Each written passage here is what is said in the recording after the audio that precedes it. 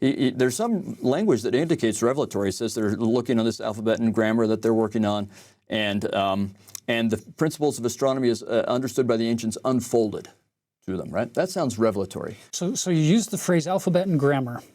Right. Probably a new phrase to most of you who haven't heard this. It's that idea that after Joseph had completed the Book of Mormon translation, he knows from the English translation we get that it's Egyptian. It's Reformed Egyptian. He becomes fascinated with all things Egyptian, and he's trying his best to learn Egyptian. But would you say he ever becomes an Egyptologist? No. It's clear he doesn't. And what we have are some documents. So this is another thing people will wonder, members of the church, believers and non-believers. We get several documents, a set of 3 that are written by Oliver W.W. Phelps and Joseph Smith that are called the Egyptian alphabet.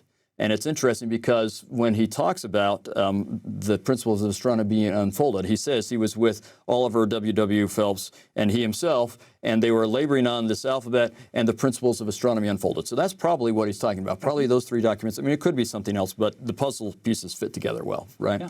In any case, so he has that, and then we get seemingly created after that, and this seems to be mostly by W.W. Phelps, who is absolutely nuts about language in every way you can mean nuts. Like, he's so excited about all forms of languages, and he has the craziest, weirdest ideas about them. I mean, he thinks he can translate the Adamic language based on like 3 words that we know of it, right? So, I mean, he's crazy about it. He has crazy ideas, but he seems to, he creates, and Joseph may have been involved in this. We know he's aware of it and looks at it from time to time, but we don't know how involved. Maybe he's heavily involved, maybe he's not involved at all. It seems like it's mostly a W.W. Phelps project. But anyway, he creates this larger thing that's called the Grammar and Alphabet of the Egyptian Language.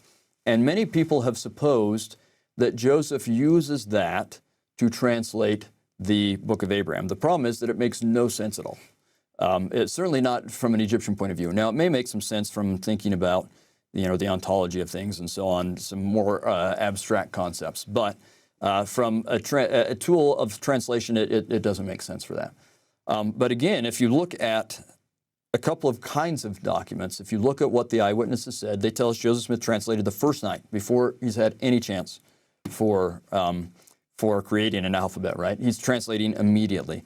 No one ever says a word about him using those to translate. They talk about direct inspiration from heaven. So again, we're going to have to twist the eyewitnesses' words and wrest them away from what they're saying to make them say something else if we're going to say that.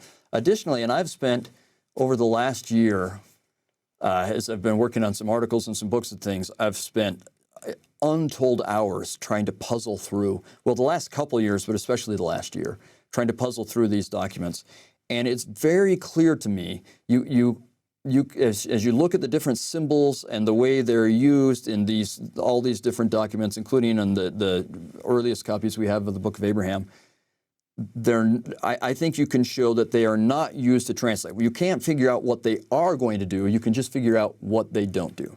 So from every way of trying to look at this from an analytical perspective, those documents are somehow associated with the Book of Abraham, but they're not used to translate it, either from the historical sources or including the historical sources that are these alphabet and grammars. So that's not what's going on there. That's very helpful. By the way, there are a lot of resources available. You don't have to suffer in silence, so to speak, among all the arguments that are out there. There are some great sources to help you navigate the complexity that we're jumping into here with the Book of Abraham. And we'll put some links to some of those books and web resources in the description below if you want to study a little deeper. Good. Yeah. And I find people often do. So that would be great if we did that.